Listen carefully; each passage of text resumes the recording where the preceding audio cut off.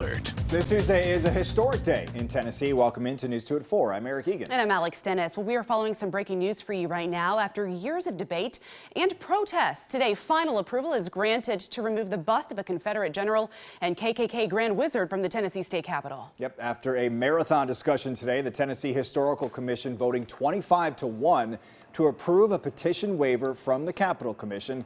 That means Governor Bill Lee now has permission to remove the bust here from inside the Capitol, something he's vocally supported. State Capitol newsroom reporter Gerald Harris has been closely following today's vote. He has more now for us from Capitol Hill. Governor Bill Lee making his position known, remove the bust of Nathan Bedford Forrest. Forrest represents pain, suffering, and brutal crimes committed against African Americans, and that pain is very real for many of our fellow Tennesseans. And relocate the bust to the Tennessee State Museum. At a minimum, there should be context around Forrest to acknowledge the complexity of his legacy in Tennessee. The years-long battle has pitted some who believe the bust is in its rightful place in the state capitol. I understand the public comments, I understand the public outcry. However, I don't think there's a sufficient historical rationale to move this.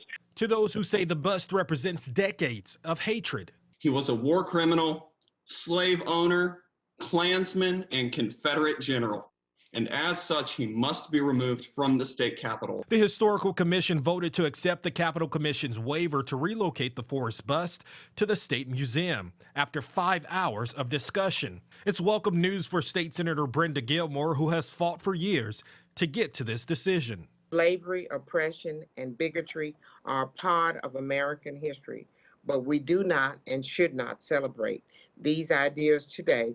The commission voted 25-1 on the measure. It's unclear when the relocation will take place. Again, Gerald Harris reporting there. The waiver, by the way, also includes the relocation of David Glasgow Farragut and Admiral Elbert Gleaves, all moving to the Tennessee State Museum. All right, now looking forward here, Governor Randy McNally, by the way, as well as House Speaker Sexton, they said earlier this year, they requested an opinion from the state attorney general. Specifically in that request, they questioned whether a step was missed during the Capitol Commission's approval process last year. This was a step prior to the Historical Commission's involvement today. Now, it's unclear when the AG, the attorney general, will return an opinion or how that could affect what happens next with the bus. We'll keep you posted, of course.